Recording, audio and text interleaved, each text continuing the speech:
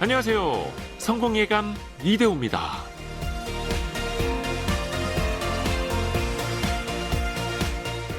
분명히 어느 정도 참을 수 있었는데 화장실이 가까워질수록 더 참을 수가 없었던 경험 다들 있으실 겁니다. 생리현상 때문에 실수를 하는 상황은 화장실을 찾지 못하고 있을 때가 아니라 집 앞에 도착해 도어락 번호를 누르려는 그 순간에 가깝죠. 심리학에서는 이를 열쇠 구멍 효과라고 부릅니다. 안전한 곳에 도착했다는 안도감이 역설적으로 우리 몸의 빗장을 풀어버리는 거죠. 경제생활에서도요, 이 열쇠 구멍의 순간이 찾아옵니다. 오랜 시간 절약하면서 적금을 부었다가 만기가 다가오면 과소비를 한다거나 자동차 할부가 끝나갈 때 새 차가 눈에 들어온다거나 투자 자산 그 목표 달성을 앞두고 무리하게 레버리지를 쓰는 것도 아마 비슷한 모습일 겁니다. 나폴레옹은 이렇게 말했습니다. 가장 커다란 위험은 승리의 순간에 도사린다. 성공예감 이대호입니다. 시작합니다.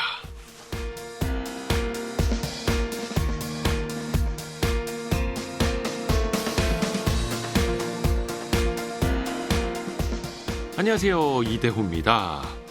설 연휴 즐겁게 보내고 계신가요? 오늘은 성공예감이 우리 집안의 경제를 단단하게 다져줄 다양한 이야기를 준비했는데요. 명절에 두런두런 모이면 당연히 세뱃돈도 오갈 테고요. 재테크 이야기, 요즘 좀 주식 얘기 좀 하지 않으실까요? 돈 얘기 빠질 수 없죠. 그래서 준비한 우리 집 곳간을 지키는 방법. 잠시 후 1부에서는요. 성공예감의 재테크 선생님 김경필 머니트레이너와 함께 가계 관리 방안을 더 꼼꼼하게 배워보겠습니다. 평소보다 아무래도 좀 지출이 많지 않겠습니까? 명절 이후에는 또 어떻게 해야 하는지 명쾌하게 답을 정해드리겠습니다. 자, 그리고 2부에서는요. 가문의 영광으로 갑니다. 위세를 떨치던 가문의 역사 짚어볼 텐데요. 경제를 비롯해서 정치, 문화, 예술까지 막강한 힘을 자랑했던 가문들 역사 속에서 같이 풀어보시죠. 오늘은 최고민수 작가와 함께합니다. 성공예감 이대호입니다. 자주 검색하시면 성공이 가까워집니다.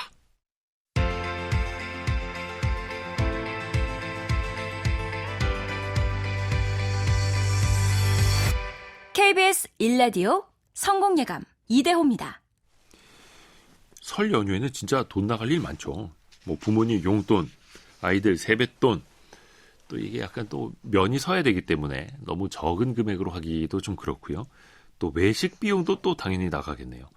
줄줄이 새 나가는 돈, 기준을 좀 마련했으면 좋겠는데 오늘 이분과 함께하면 도움이 되실 겁니다. 설 특집, 답은 이미 정해져 있다.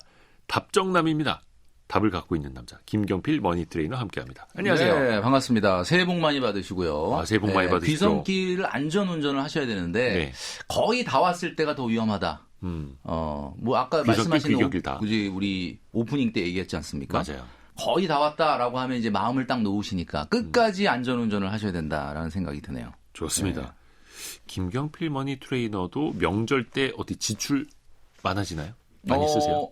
평상시에 안 하던 지출이 당연히 커지겠죠. 아마 모든 분들이 마찬가지일 거라고 보는데 제 개인적인 이야기를 좀 하자면은 제가 어렸을 때는 되게 외갓집이라든지 이렇게 저희 이제 아버님은 이렇게 외아들이라서 친가 쪽으로는 이렇게 친척집을 갈 일이 많지 않고 외가 쪽으로 가보면은 그때 막 세뱃돈 주시고 또 막 이런 게 너무 즐거웠어요. 맛있는 음식 먹고. 그렇죠. 모든 분들이 그런 추억이 있으실 텐데 근데 최근에는 이제 제가 나이 먹고 그리고 이제 우리 아이들이 어렸을 때 또 그런 일을 했다가 아이들까지 다 크고 나니까 이제는 사실 친척들이 거의 잘 안 모입니다. 솔직히 말씀드리면 그렇죠, 그래서 잘 안 보니까 이제 세뱃돈 이런 고민을 안 하는데 과거에 제가 어렸을 때 세뱃돈 받는 게 너무 좋았는데 조금 크고 나니까 이제 명절에 친척집 갈 때 어머님이 걱정하셨던 게 보이더라고요.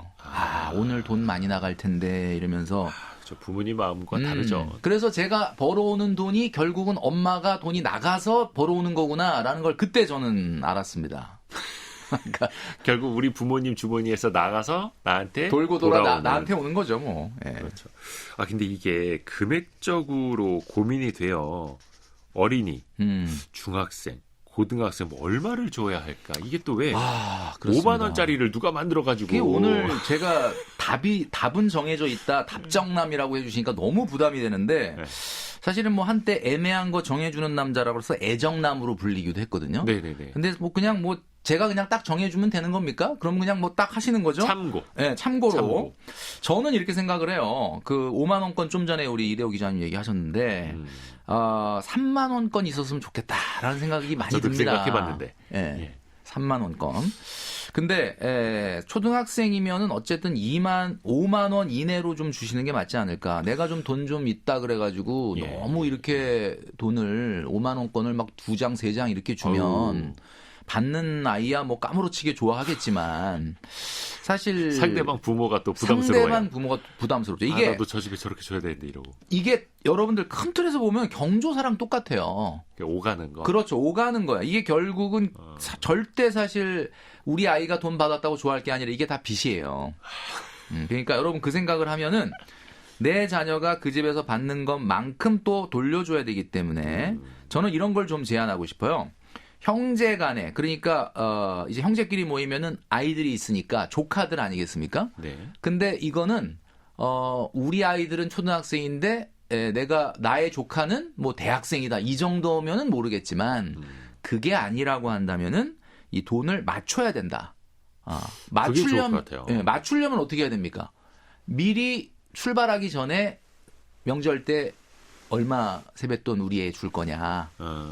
이렇게 얘기를 해서 그 선을 맞춰주는 것이 아이들 간에도 형평에도 문제가 없고 또 형제 간에 의가 상하는 일도 없다. 그러니까 그게 부부 사이에 얼마씩 줄 거야가 아니라 형제 자매 그렇죠. 사이에 요즘에는 왜 가족들끼리 단톡방 있잖아요. 맞아요. 거기서 이렇게 좀 토크를 좀 먼저 하시고. 맞습니다. 그냥 무작정 하시면 안 되고. 무작정 하시면 안 되고. 근데 예를 들면은 뭔가 어떤 특별한 이벤트가 있었다라고 하면은 뭐 좀 다르겠지만 뭐 예를 들면 이번에 대학에 입학했다든지 그다음에 우리 아이들은 초등학교 중학생인데 뭐 내가 줘야 될 조카는 뭐 대학생이라든지 그러면 뭐 약간의 차이를 그렇죠. 당연히 두시는 게 맞지만 그게 아니라고 한다면 사전에 대화를 통해서 맞춰주시는 것이 가장 무난하다. 맞아요. 이렇게 말씀드릴 수 있죠. 그래서 저희도 그래서 항상 통일 이렇게 통일로 그 또 집집마다 이것도 기준이 다르긴 할 텐데 대학생까지 세뱃돈을 줘야 하느냐. 대학생은 이제 성인인데. 그렇죠. 또 나이가 좀 있지만 취업을 못한 취준생, 취업 준비생한테도 세뱃돈을 줘야 하느냐. 네. 이거 좀 정해주세요. 제가 딱 생각할 땐 이렇습니다. 대학생은 어쨌든 성인이지만 학생이죠. 뭐 본인이 아르바이트를 해서 얼마를 버는지 어떤 상황인지는 모르겠지만 대학생까지는 격려의 차원에서 용돈을 주는 것은 좋다. 주는 것이 저는 맞다라고 생각을 하고요. 네.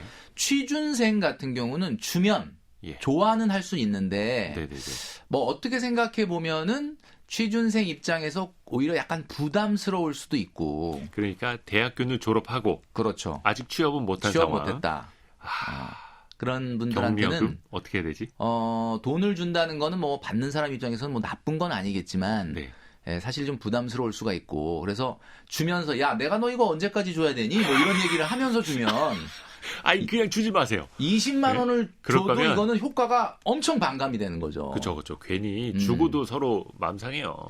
야 너 언제 취업할 것 같아? 뭐 지금 어디 알아보고 있어? 이런 얘기는 하지 마시고 그냥 그래 건강하게 잘 지내고 이렇게 인사만 해주시고 잘 지냈어? 이런 정도만 해주시는 게 훨씬 좋지 않을까. 취준생은 제가 봤을 때는 일단 그분의 어떤 기분을 감안을 해서 안 주는 걸로 하는 게 어떻겠느냐 이런 생각이 좀 듭니다. 그냥 취업했니? 뭐 이력서 어디 넣니? 물어보지도 말고 그냥 슬쩍 넘어가는. 그렇죠. 요즘은 뭐 그게 요즘에 센스가 뭐 운동 있는 잘해? 거죠. 뭐 이렇게. 그렇죠. 그게 센스가 있는 거죠. 그래요. 요거는 이제 집집마다 다르겠습니다. 일단 참고만 해주시면 되겠습니다. 네네네. 또 이게 그 식구들이 많으면 또 부담이 됩니다. 맞아요. 한두 명이야 뭐 이렇게 줄 수 있는데 저희 집도 조카들이 많거든요. 처갓집 쪽에. 그러면 이거 돈을 미리미리 그렇죠. 또 준비를 해놔야겠죠? 그렇죠. 이 돈이라고 하는 거는 여러분 그 쓸 곳에 이름표를 다 붙여놔야 됩니다. 근데 이렇게 붙여놓으라는 이야기를 제가 지금 3년째 하고 있거든요. 예. 근데 이제 그때마다 또 어떻게 해야 되냐라고 물어봐 주시는 게 너무 감사해요, 저는. 왜냐면은 그걸 콘텐츠가 끝나질 않아. 콘텐츠가 안 끝나. 예. 그래서 너무 사실 좋은데. 이렇게 실행을 하기가 쉽지는 않죠. 쉽지 않더라고요. 예. 제가 늘 말씀드리는 거지만 계절 지출 통장에 어떤 돈을 모아야 되느냐라고 말씀드리는데 명절, 여행, 이벤트, 자동차 크게 보면 4가지로 안배를 하셔야 됩니다. 자, 예를 들어 볼게요, 제가. 한 달에 한 500만 원 우리 집 소득이 월 소득이 500이다. 네. 그러면 500만 원을 버는 소득의 가구에 맞는 계절 지출은 500입니다. 제가 늘 말씀드리지만 월 소득의 100% 정도를 모으시는 게 제일 적당하다라고 말씀드리죠. 그럼 우리 집은 500만 원이 한 달에 들어오는 가구 소득이 500이면 500만 원을 모은다. 그럼 한 달에 42만 원씩 통장에 모으시면 되는 거예요. 자, 그러면 500만 원이 1년간 예산이 되겠죠? 저 같으면 이렇게 할 것 같아요. 이거는 여러분들 참고만 하십시오. 네. 500이라면 저는 명절에 100을 쓰고요. 여행에 200을 쓰고요. 이벤트에 150을 쓰고요. 자동차에 50을 쓰겠다. 자, 그러면 명절이 100이라는 게 딱 정해져 있잖아요. 네. 명절에 더 쓰면 나 여행 못 가는 거예요. 잠시만요. 여기 명절엔 설, 추석 포함이에요? 포함이죠. 명절이라는 게 우리나라에 2번 아니겠습니까? 네, 명절 2번. 설과 추석. 근데 저는 이제 뭐 이건 개인마다 다르겠지만 저는 어디 뭐 지방을 가는 일도 없고 저희 누님하고 저밖에 없기 때문에 뭐 누님 한 분이 더 있지만 그분은 이제 독일에 계시니까 그러니까 뭐 저희는 어머님 모시고 식사 누님 집하고 한 번 하면 끝나는 거거든요. 그러니까 식사 비용은 한 번은 설에 누나가 냈으면은 이번에는 뭐 저 지난 추석에 누나가 냈으면 이번 설은 내가 내고 이런 식으로 가니까 결국은 식사 비용과 어머님 용돈 드리는 거밖에 없어. 그러니까 사실 명절에 크게 돈이 들어갈 일은 없기 때문에 저는 500만 원의 안배 중에 명절은 100으로 이렇게 50씩 설 50, 추석 50이면 충분하다.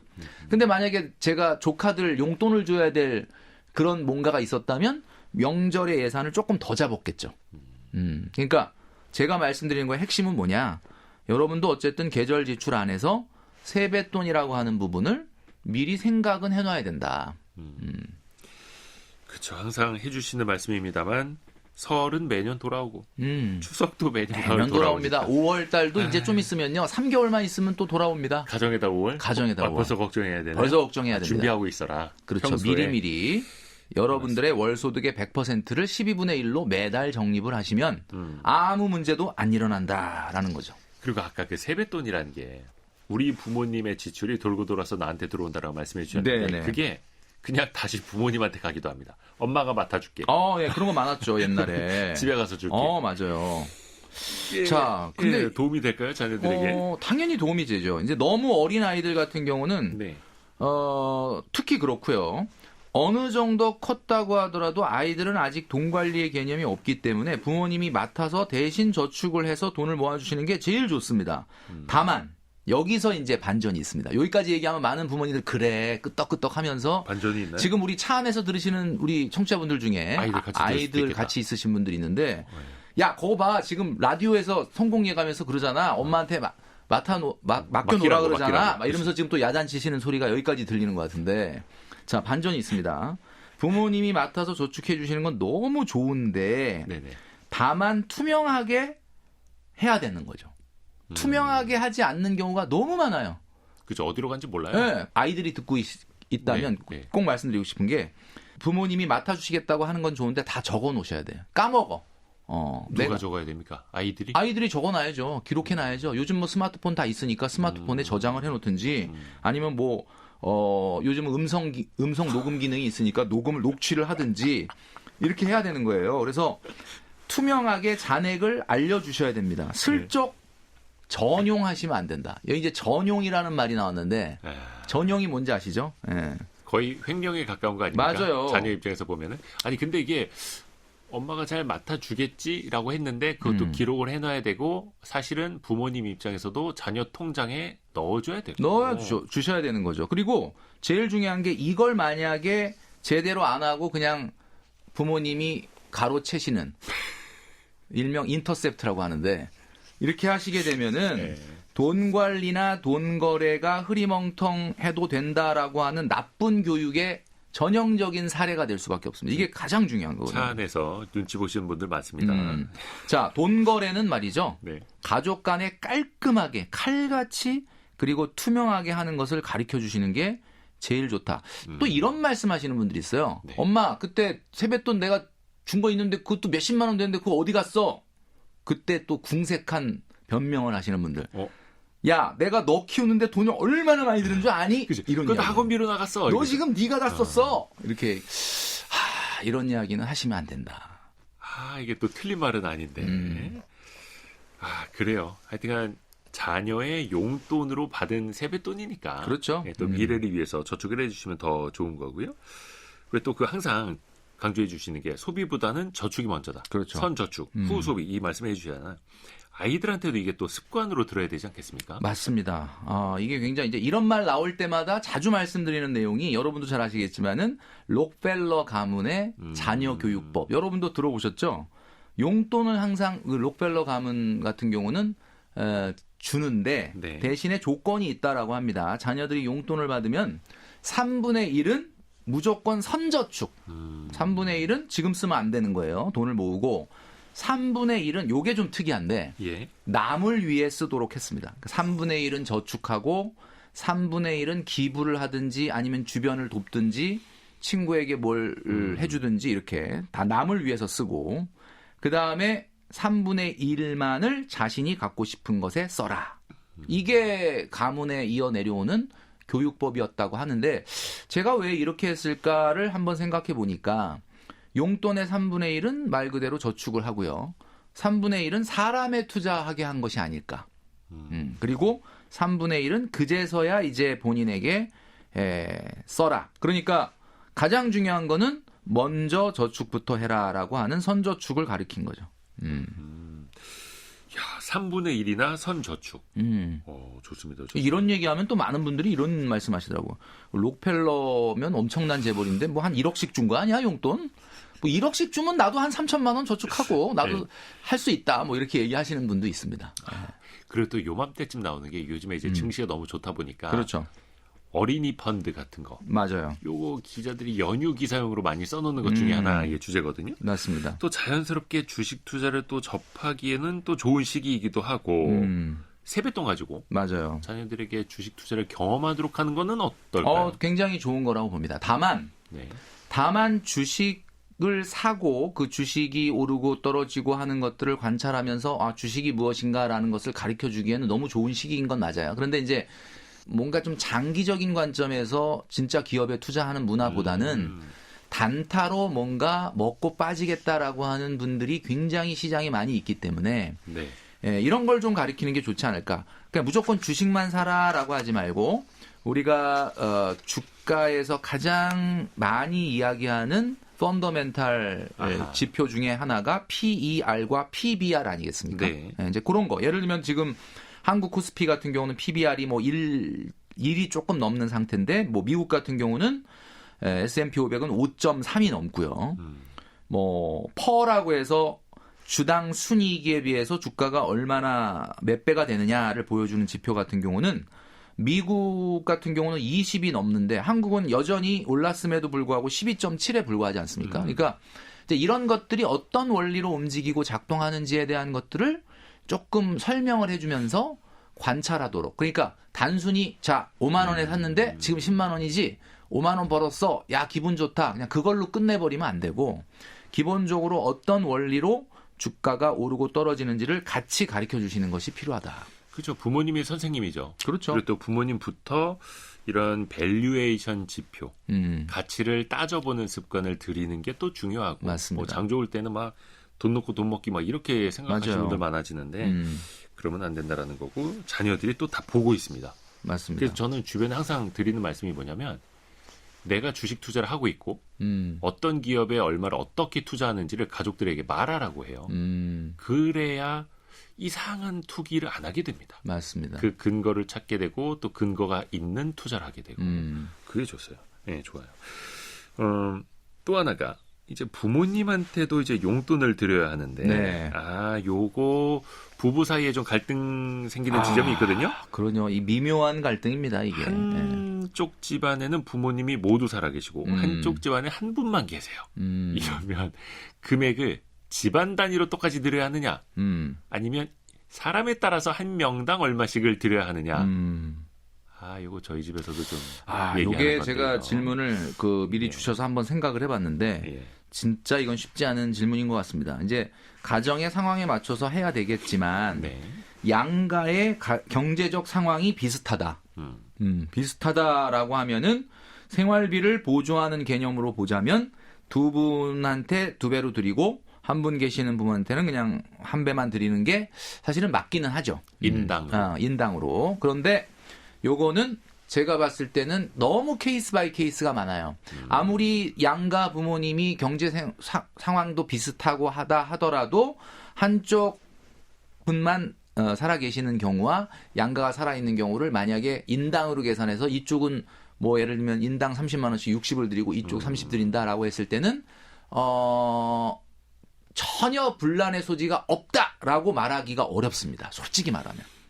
그래서 저는 가정의 평화를 위해서는 그런 우리가 생각하는 인당 형평성 이런 개념보다는 그냥 가구당으로 드리는 게 저는 가정의 평화에서는 더 도움이 된다.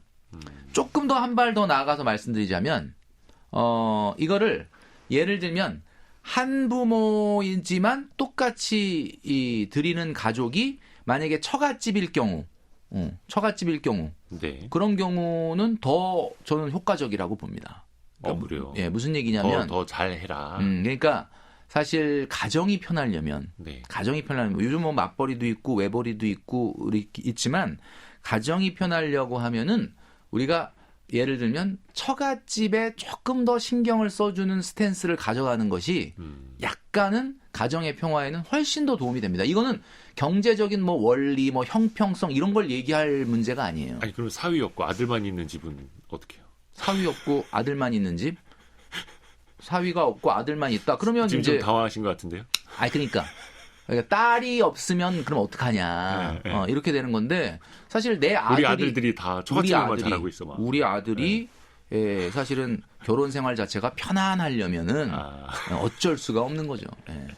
근데 서로 상대방 집안을 먼저 챙겨드리면은 또 가정이 평화롭습니다. 네, 그렇습니다. 왜 우리 엄마한테는, 왜 우리 아빠는 이게 아니라 맞아요. 서로가. 그리고 인당보다는 가구당으로 이렇게 용돈을 드리는 것이 가정의 평화에는 조금 더 나을 수 있다. 경험상 그렇습니다.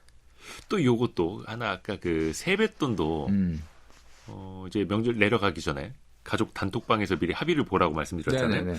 부모님 용돈도 마찬가지예요. 맞아요.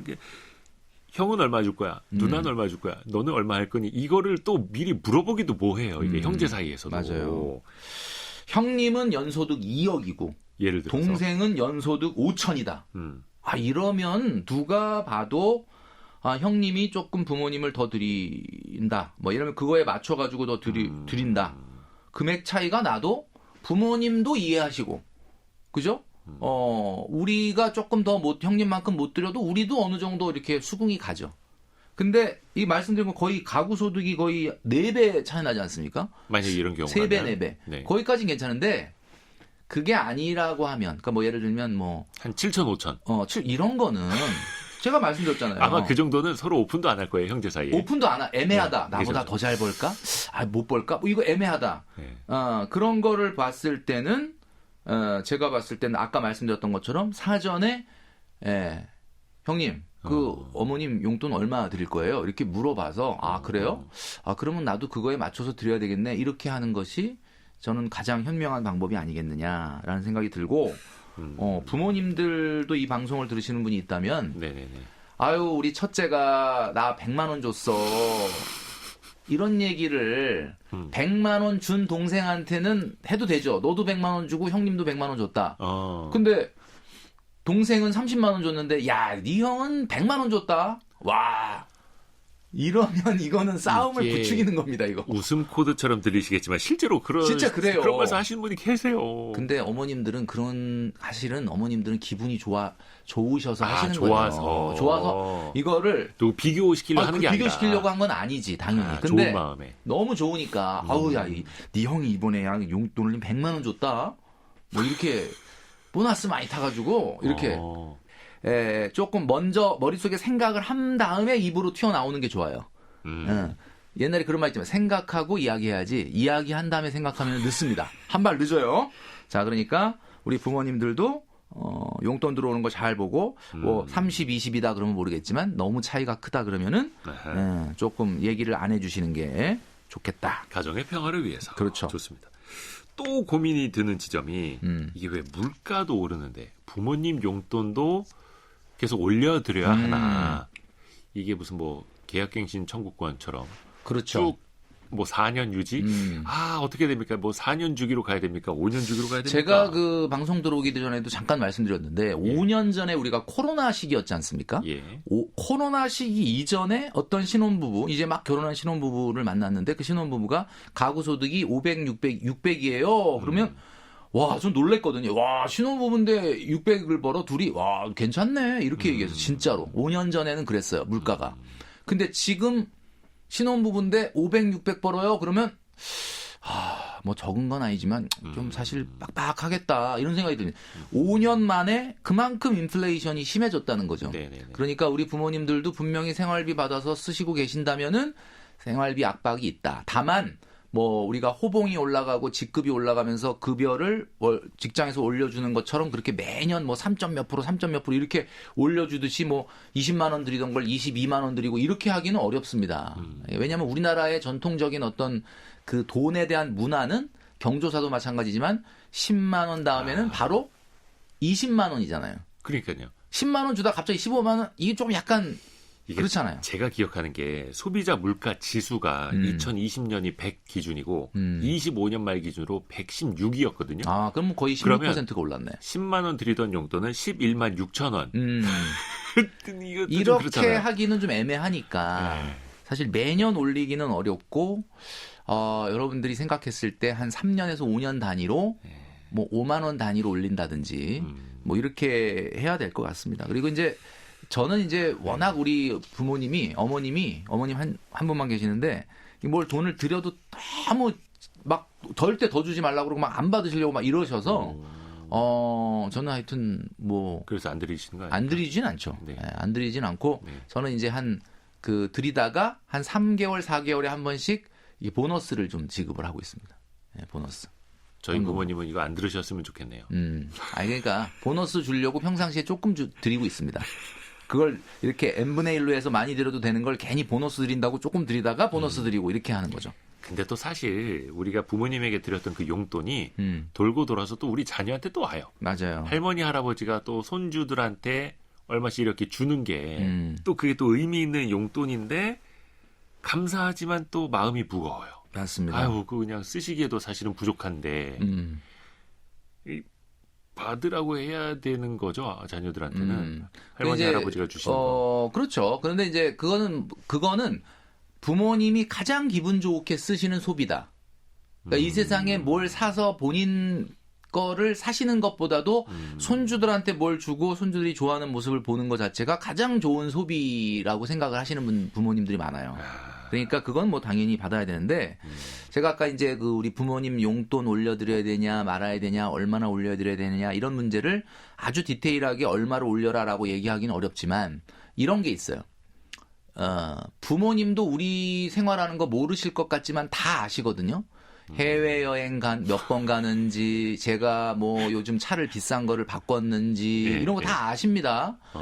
근데 뭐 보니까 뭐 해외여행도 맨날 저렇게 몇 달에 한 번씩 또 가고 그러면서 용돈 어머니 용돈이 요즘 좀 힘들어갖고 많이 못 올릴 것 같아요. 그러니까 이런 거는 안 된다는 거예요. 그러니까 무슨 얘기냐면 여러분들이 정말 우리 그 평상시에 돈줄 상담소 들으시면서 성공예감 들으면서 정말 미래를 위해서 투자나 저축하고 그다음에 또 주담대 이자 갚느라고 힘들고 이런 모습을 보이면서 부모님 용돈 드리면 부모님은 아예 됐다. 넣어둬. 이렇게 되는데 평상시에 쓸 거 다 쓰고 놀러 갈 거 다 놀러 가고 그러니까 소비한 게 너무 많아서 부모님 용돈 드리기 이제 힘들어요. 이건 안 된다. 이거 안 된다. 우리 부모님들이 모르실 것 같지만 물론 우리 부모님들이 인스타그램 안 보시는 건 너무 감사하긴 하죠. 그죠? 그죠? 우리가 어떤 생활을 하는지 안 보시는 건 너무 감사한데 최소한 우리가 어떤 경제적 준비를 하는지에 따라서 용돈을 올리거나 뭐 이렇게 해야지. 그렇죠. 우리는 막 돈을 펑펑 쓰는데 아유 부모님한테는 용돈 안 올려드려도 돼. 이렇게 하시면 안 된다. 요거를 또 부모님과 같이 라디오를 듣고 계실 수도 있거든요. 그렇죠. 예. 지금 아마 차 안에서 위해서. 들으시는 분들이 굉장히 많기 때문에. 네네. 네. 이동하시면서. 그렇죠. 또 하나 필요한 게 있어요. 저희가 얼마 전에 별책부록 때도 상속세 관련해서 이야기를 다뤘습니다만 오히려 건강하실 때 부모님 재산이나 노후 또 상속에 관해서도 좀 가족끼리 이야기를 해야 된다는 거죠. 근데 그렇죠. 이게 말을 먼저 꺼내기가 사실은 또 우리 사회에서는 좀 불편해요. 어떻게 하면 좋을까요? 글쎄요, 뭐 이거는 우리 그 성공예감에서 우리 변호사님 나왔을 때 이런 그 사례들, 세무사님, 예, 세무사님이나 이런 분들이 더 많이 아실 것 같긴 한데 최근에 여러분도 아시겠지만 2025년 1월 31일부로 형제자매 형제자매가 유류분 권리자에서 제외되면서 이제는 뭐 무조건 상속인이 피상속인의 의사와 달리 유류분을 청구하지는 이제 못한다라는 취지에 있던 그런 판례들이 나오고 있습니다. 그러니까 사실 이제는 옛날에는 뭐 유언과 관계없이 뭐 자녀라고 하면 나의 상속 지분을 뭐 요구할 수 있는 그런 분위기였지만 지금은 이제 그게 아니란 말이에요. 제일 좋은 거는 아까도 말씀드렸던 것처럼 아주 사소한 것부터 형제 간에 소통하는 문화가 돼야 됩니다. 가서 부모님 만나 뵀을 때 우리 용돈 얼마씩 드릴까라는 정도도 협의를 못하는 형제라면 상속 문제에 있어서 반드시 문제가 생길 수밖에 없죠. 그러네요. 그러니까 아주 사소한 것부터 대화를 형제 간에 자꾸 하는 연습을 하셔야 이런 문제도 나중에 깔끔하게 해결될 수 있다라는 거고요. 어떻게 보면은 이런 생각이 듭니다. 특별한 유언이 없다면 그냥 무조건 법에서 정한 상속 지분만큼만 받으면 되는데 특별히 지분을 더 받아야겠다라고 그렇죠. 나서는 형제들이 간혹 있단 말이에요. 내가 모셨잖아. 그렇죠. 병원비 다 내가 됐잖아. 맞아요. 이런 거 있죠. 그래서 이거는 부모님이 살아계실 때 사실은 좀 어렵지만 대화를 하실 필요가 있습니다. 그래서 부모님이 먼저요? 아니. 뭐 형제끼리? 그렇죠. 형제끼리 얘기를 하셔서 부모님하고 같이 대화를 해야 되는데 뭔가 확실하게 해두는 거는 너무 좋은 거죠. 그러니까 만약에 특별히 어느 형제에게 조금 더 상속의 지분을 더 받아가야 할 조건이 있다면 부모님이 이를 인정할 수 있는 상황이어야 한다라는 거죠. 부모님이 내가 봤을 땐 아까 말씀하신 대로 몇 년간 나를 첫째가 모셨다. 네네네. 그때 너무 고생 많았다. 네네. 뭐라든지 네. 아니면 말씀드렸던 것처럼 굉장히 커다란 경제적 지원, 그러니까 다른 형제와 달리 엄청나게 큰 경제적 지원을 부모님에게 했다든지 라는 경우라면은 그거는 뭐 부모님이 인정하는 범위 내에서 가족 간에 협의를 해서 뭐 부모님이 인정한다 그러면은 할 수 있겠죠. 근데 그게 아니라고 하면 깔끔하게 법에서 정한 상속 지분만큼만 받는 것이 좋다. 그러게요. 이게 참 미리미리 준비를 하고 미리미리 합의점을 찾아 놓으면 나중에 분쟁이 없을 텐데. 맞아요. 사실 이런 말씀을 먼저 또 꺼내고 방송에서도 이런 얘기 하더라. 좀 가볍게 운을 띄우는 것도 이 얘기는 좋은 것 같습니다. 부모님들이 조금 들어주셨으면 좋겠어요. 이거는 자녀들이 먼저 얘기하기는 좀 어렵습니다. 불편하니까. 그러니까 부모님들이 내가 요즘 100세 시대인데 뭐 지금 이제 80이면 아직 내가 뭐 20년은 더 살 텐데 이렇게 생각하지 마시고 금방 돌아가신다 그래서 그런 이야기를 하시라는 게 아니라 사실 우리나라 같은 경우는 뭐 여러분들 모든 청취자분들 아시겠지만 뭐 상속세가 사실 낮지가 않거든요. 그럼요. 그러니까 우리 상속을 하는 사람 입장에서는 비상속인 입장에서는 내가 이렇게 땀 흘려서 일군 재산을 내 사랑하는 자녀들에게 주고 싶은 마음이 다 간절할 텐데 이런 것들이 좀 분쟁 없이 그리고 최소한의 어떻게든 이제 좀 세금을 좀 절약하는 방법을 동원해서 우리가 합리적으로 이렇게 우리 자녀 때에게 넘어간다 그러면 너무 좋은 거 아닙니까? 그러니까 좋습니다. 건강하고 지금 정신이 아주 말짱할 때 이럴 때 좀 좋습니다. 미리 정리를 하는 게 좋지 않을까. 성공예감 이대호입니다. 설 특집으로 우리 집 곳간 지키기 함께하고 있고요. 김경필 머니 트레이너와 설 전후로 한 소비 또 자산 관리 이야기하고 있습니다. 잠깐 전하는 말씀 듣고 이어가겠습니다.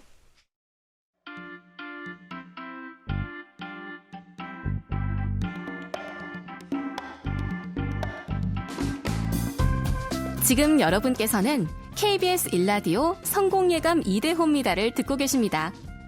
프로그램에 참여하신 청취자 여러분께는 추첨을 통해 아름다운 식탁 창조 주비푸드에서 뿌리 담은 리얼 생와사비를, 쉽고 빠른 판촉물 제작 시너지 기프트에서 고속충전 마우스패드를, 그리고 성공예감에서 준비한 커피 쿠폰을 보내드립니다. 당첨자는 성공예감 2대호입니다 홈페이지에서 확인하세요.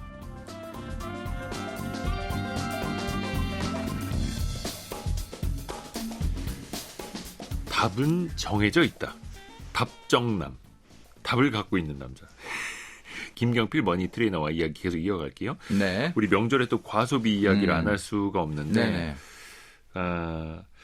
회사에서 명절에 이제 뭐 물론 상여금 안 주는 회사도 있습니다만 네네. 뭐 햄 선물 세트 주는 회사도 있고 상여금이 나오면 이게 또 그냥 보너스 없는 돈 이런 맞아요. 생각 들지 않습니까? 우리가 뭐 살까 이 생각하죠. 아마 많은 분들이 그렇게 느낄 거예요. 그 보너스를 우리 정기급여에 녹여가지고 12분의 1로 줬으면 그런 생각 안 했을 텐데 보너스 상여금 이렇게 해서 주니까 특히 또 최근 같은 경우는 성과 보너스 그러니까 원래 생각지도 않았는데 회사에서 굉장히 성과가 좋아가지고 나오는 보너스 같은 경우는 지금 말씀하신 대로 당연히 야 이거 공돈이 생겼네? 라는 생각을 하게 된다. 자 그런데 한번 우리가 다시 생각을 해보면 우리의 급여, 임금은 정기 월급만 있는 게 아니지 않습니까? 네. 보너스는 절대 공돈이 아닙니다. 왜냐? 상여금을 받아도 그 상여금에 국민연금, 건강보험료 다 뗍니다. 나중에 정산해가지고. 그럼요. 그러니까 이거는 그냥 다시 말하면은 그냥 비정기적으로 받았다 뿐이지 여러분의 임금인 거예요. 그냥 다만 정기소득이 있고 비정기소득이 있다. 그래서 제가 연초에 이런 말씀 드렸잖아요. 2026년도 올해 시작하면서 올해 받게 될 정기급여와 비정기급여가 얼마나 될 건지를 미리 계산을 해봐라.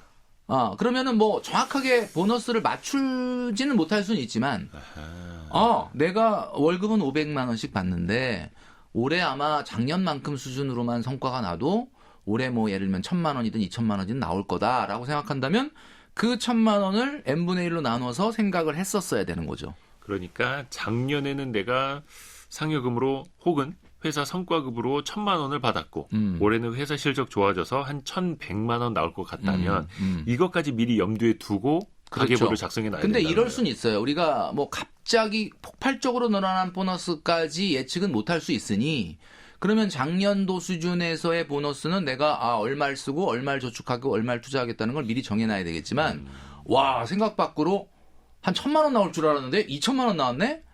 그러면 그 플러스 된 잉여 보너스는 뭐 100%다 세이브 안 하시고 갑자기 기분을 내시는데 좀 쓰신다? 뭐 그걸 누가 뭐라고 하겠습니까? 그런데 이제 문제는 누가 봐도 당연히 그 정도 나올 거 다 알고 있었던 것까지 마치 공돈처럼 생각해서 계획하지 않았던 지출로 쓰신다? 그건 안 된다. 그건 안 된다. 이렇게 말씀드리는 거죠. 또 이번 명절을 이 회사에서 준 상여금 안에서 해결하자 이렇게 생각하시는 분들도 있거든요. 요거는 괜찮은 겁니까? 물론 이제 상여금 금액에 따라서 다르겠습니다만. 네, 근데 사실 좋은 방법은 아니에요. 왜냐? 여러분 한번 보너스가 이번에 한 100만 원 나왔는데 귀성여비 100만 원 나왔는데 요 100만 원으로 설을 세자.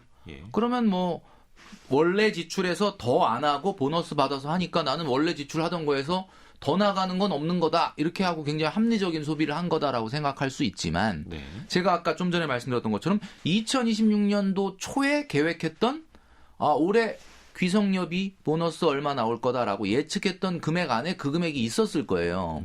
그러니까 가장 좋은 방법은 이번에 보너스 나온 걸로 해결하자라는 방법보다는 제가 계속 말씀드리는 좀 전에도 말씀드렸던 것처럼 계절 지출이라고 하는 커다란 통장의 틀 안에서 명절을 새는 돈을 미리 대비를 하시는 것이 더 합리적이다. 그러니까 이번에 보너스가 그러면 적게 나왔으면은 뭐 돈을 더 쓸 거고 뭐 내가 가지고 있던 원래 돈을 더 쓸 거고 아니면 많이 나왔으면 이걸로 쓰고 말 거냐. 이제 그런 개념보다는 말씀드렸던 것처럼 보너스도 임금이기 때문에 임금으로 계산을 해 주시고 평상시에 1년 동안 적립하는 계절 지출로 명절을 세는 것이 조금 더 제가 봤을 때는 맞는 돈 관리 방법이다. 뭔가 지속 가능하게 예측 가능하게 그렇죠. 일관되게 관리를 해야 된다라는 거예요. 맞습니다. 좋습니다. 또 이때 사람들이 뭐 선물 수요도 많아지고 큰 지출도 하다 보니까 유통업계에서 여러 가지 뭐 세일을 해요. 할인 행사를 많이 합니다. 또 고생한 나를 위해서 혹은 고마운 분들 또 가족들을 위해서 이때만큼은 기분 좋게 한턱 쏘자라고 생각할 수도 있잖아요. 그렇죠. 이것도 어떤 좀 기준이 있을까요? 뭐 사람마다 보너스를 얼마나 받았느냐, 그분의 뭐 소득 수준이라든가 이런 거에 맞춰서 이건 당연히 돼야 되겠지만 이런 것 때문에 돈 버는 거 아닙니까? 그러니까 사실 우리가 가족들 챙기고 우리가 이제 우리 삶을 유지하고 지탱해주는 많은 것들 중에 여러 가지가 있는데 후순위로 하나씩 지우다 보면 마지막에 남는 게 뭘까요? 가족이거든요. 그러니까 우리가 돈을 버는 근본적인 목적은 뭐 우리 청취자분들 중에 좀 다른 생각하시는 분이 있을지 모르겠는데 아마 대부분의 분들이 나의 인생에서 소중한 것들 후순위를 계속 지우다 보면 남는 게 가족이잖아요. 그렇죠. 그러니까 가족을 위해서 명절에 기분 좋게 한턱 쏘고 한턱 내가 오늘은 조금 더 좋은 거 한번 사줄게. 뭐 이런 거는 저는 미리 계획이 된 거라면 너무 좋은 거라고 생각해요. 근데 다만 그냥 즉흥적으로 술에 요즘 명절에 또 술 드시다 보면은 술 한 잔 들어가면은 그냥 전혀 생각도 안 돼. 야 그냥 이거 오늘 다 내가 낼게. 갑자기 골든벨을 울린다든지 이런 거는 옆에서 또 이제 옆구리 막 찔르시는 분이 있으실 수 있는데 계획을 하지 않고 그렇게 기분을 내면서 즉흥적으로 하는 거는 문제가 있겠지만 뭐 여기 써주신 내용대로 기분 좋게 한턱 그리고 고생한 나를 위해 가족을 위해서 이때만큼은 한 번 정도 어느 정도 수준에서 합리적으로 돈을 쓰는 거. 이거는 저는 오히려 이건 필요하다고 봅니다. 이런 걸 계획을 해서 좀 실행을 하실 필요가 있다. 근데 다만 너무 사전에 계획 없이 또 배우자 소통 없이 즉흥적으로 하시지만 않으시면 굉장히 저는 이건 좋다라고 봅니다. 이거 역시 미리 또 계획을 해서 그러니까 내 가족을 위해서 쓰는 거는 참 좋은 거고. 이번에 내가 보너스 좀 많이 받아가지고 그냥 여보 원래 내가 밥을 낼 순서가 아니고 우리 누나가 낼 순서인데 그냥 오늘은 뭐 보너스도 많이 받고 그랬으니까 내가 기분 좋게 요번 밥값을 좀 좋은 데 가서 내가 한번 쏠게. 그러면 뭐 아내분이 그래 당신이 기분 좋겠어 이렇게 하고 가서 딱 하면은 굉장히 좋아하시겠죠. 좋습니다. 또 아까 마케팅 이야기도 좀 했는데 설 명절 특가가 왜 이렇게 많아요? 이번만 할인, 연휴 중에만 할인, 한정 판매 이런 거 막 쏟아집니다. 네네네. 이거는 어떻게 방어를 해야 돼요? 뭐 사실 이거는 방어 안 하는 게 맞다고 봅니다. 왜냐하면 특가나 한정 판매, 그러니까 뭐 예를 들면 이런 거죠. 특가라서 한 개 살 거를 10개 샀다. 이러면 안 되겠지만 어차피 사실 거잖아요. 그러니까 필요했던 거. 그러니까 필요했던 거를 사는데 마침 특가다. 기분 좋네. 물론 우리 마케팅의 속내를 들여다보면 그게 엄청나게 뭔가 디스카운트를 해주는 게 아닐 수도 있지만 우리가 그걸 몰라서 넘어가는 게 아니라 기분 좋게 명절 같은 경우는 어차피 그런 선물 사려고 했는데 요번에 여기 한정 판매라고 한다. 요게 설 명절 특가라고 한다. 라고 하면은 기분 좋게 그 마케팅에 순응을 해주는 거죠. 그런 것도 좀 필요하다. 명절이니까. 그래서 어쨌든 평상시에는 제가 이런 말 하지 않습니까? 자본주의 마케팅의 노예가 되지 말자. 뭐 이런 이야기를 많이 하는데. 그래서 다 하는. 그죠. 그런데 우리가 뭐 이런 거 있잖아요. 1+1. 이러면 이거 1+1이네 같은 가격. 그러면 그동안에 그동안에 2배로 받았던 거예요. 1+1이면 그동안에 2배로 받았던 거 아니야? 50% 할인이 아니라 50% 할인이 아니죠. 그동안에 2배를 받았던 그동안 2배 받았던 거야. 이야, 반값 할인이다 생각이 그러면 남다르시네요. 반값 할인이라 그러면 좀 기분이 나빠요. 왜냐면 그동안 왜 다 받았나.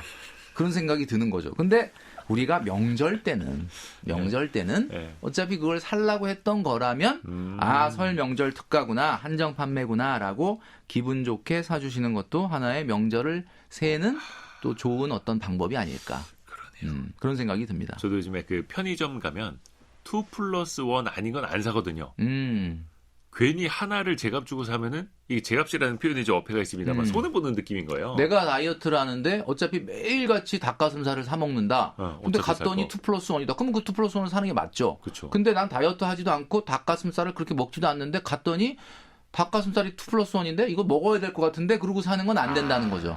그렇죠. 그러니까 어떤 거든 간에 내가 원하고 살려고 했던 게 이런 특가다, 한정 판매다, 2+1이다 그러면 사지만 전혀 살려고 안 했던 거를 그죠? 산다라고 하면 그거는 안 되는 거다. 이게 사실 우리가 항상 돈줄, 혼줄이 나야 되는데 명절 지나고 나서 이제 카드값 고지서 딱 나왔을 때 그때 후회합니다. 맞아요. 이거 어떻게 메우지? 또 다음번 추석이 다가오고 설은 또 반복되고 그 전에 5월 가정의 날도 있지 않습니까? 어디서부터 좀 재정비를 해야 됩니까? 이렇게 하면 안 된다는 거 알면서도 이렇게 하고 나서 쓰고 나서 후회하고 카드 영수증 날라왔을 때 아유 큰일 났네라고 해주셔서 어찌 보면은 너무 감사하죠. 그래서 제가 계속 나오게 됩니다. 계속 혼나야 돼요. 네, 농담이고 네. 문제는 이런 펑크를 어떻게 메울 거냐를 준비하기 이전에 그래서 우리가 돈 관리를 여러분들 이제 우리나라는 명절 설이 지나야 진짜 1월이에요. 우리나라는 음력으로 하면 진짜 이제 새해가 된 거거든요. 예. 저는 이런 말씀 드리고 싶어요. 여러분을 여러분 개인이라고 생각하지 마시고 오늘부로 2026년도는 나라고 하는 개인이라는 회사에 내가 CEO로 부임했다. 이렇게 생각하고 생활을 해보시면 돼요. 내가 CEO로 부임했다. 그럼 여러분 어떻습니까? 여러분이 어느 기업에 CEO로 부임을 했어요. 그럼 뭐부터 하실 거예요? CEO로 딱 부임하면 어느 팀부터 부를 거예요? 재무팀부터 부르죠. 그래서 야 우리 회사가 얼마 벌고 얼마 쓰고 얼마 남기고 있냐. 그리고 이 돈을 비용을 어느 예산에 얼마를 쓰고 어느 예산에 얼마를 쓰고 있느냐. 이런 거를 딱 나누지 않겠습니까? 그렇죠. 근데 왜 내 개인은 그렇게 생각 안 하고 기분대로 썼다가 나중에 카드 영수증 날라오면은 이거 큰일 났네. 이거는 여러분 안 된다. 그러니까 내가 만약에 나라고 하는 개인도 내가 CEO라고 생각하고 한다면은 다 생각을 하고 돈을 썼기 때문에 이런 일은 아마 앞으로는 없을 거다. 나라는 기업의 CEO처럼 항상 말씀해 주시는 것처럼 내 미래의 공금. 그렇죠. 나의 그러니까 미래와 같이 하는 그 돈. 아마 우리 청취자분들이 무슨 얘기하는지 너무 이해하실 거예요. 왜냐하면 우리 청취자분들이 회사에서 그 돈 관리하고 계시거든요. 지금 재무팀이나 이런 경리팀이나 이런 데서 근무하시는 분들은 회사 돈이라는 게 이게 공금이기 때문에 이 돈은 절대 여기다 쓰면 안 되고 이때 쓰면 안 되고 그럼요. 이때 써도 되는 돈 안 되는 돈 뭐 여기다 쓰면 되는 돈 안 되는 돈 다 있지 않습니까? 사전에 예산도 배분해 놓고. 다 있잖아요. 그거대로 그냥 하시면 되는 거예요. 그러니까 그렇게 되면은 오히려 돈 관리가 너무 명쾌해지기 때문에 자유로워진다. 내가 절약을 하면은 많은 분들은 나를 옥죄인다고 생각하는데 아니에요. 절약을 하면 오히려 내가 쓸 수 있는 범위 내에서 너무 자유로워요. 어떤 분들은 돈을 쓰면서 많은 분들이 그러죠. 그렇게 예산을 다 세우면 답답하지 않아? 아니요.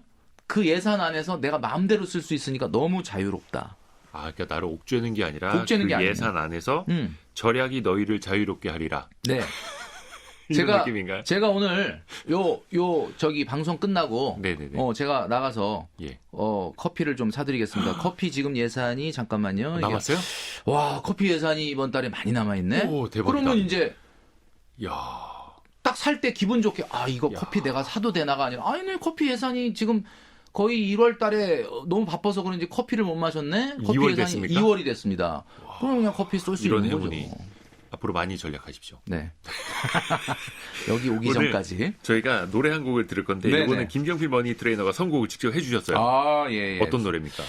제가 뭐 사실 최근 노래 많이 듣진 않는데 최근 들었던 노래 중에서 참 인상 깊어서 자주 듣는 노래인데 너드 커넥션의 그대만 있다면이라는 노래인데 이 명절에 여러분 한번 생각해 보세요. 명절에 아무리 힘든 일이 있더라도 가족을 보면은 그래도 내가 다시 힘을 얻잖아요. 그렇죠. 가족만 있다면 가족 그대만 있다면 나는 정말 이 세상에 어떤 어려움도 이겨낼 수 있다. 이런 아름다운 가사입니다. 아름답습니다. 네. 따뜻합니다. 네. 고맙습니다. 김경필 머니 트레이너였습니다. 고맙습니다. 네, 감사합니다. 2부에서는요. 최고민수 작가와 함께 가문의 영광 속으로 떠납니다. 부와 명성을 축적하고 시대의 흐름까지 바꾼 위대한 가문들의 일대기 같이 들어보시죠. 10시 5분에 금방 다시 돌아옵니다.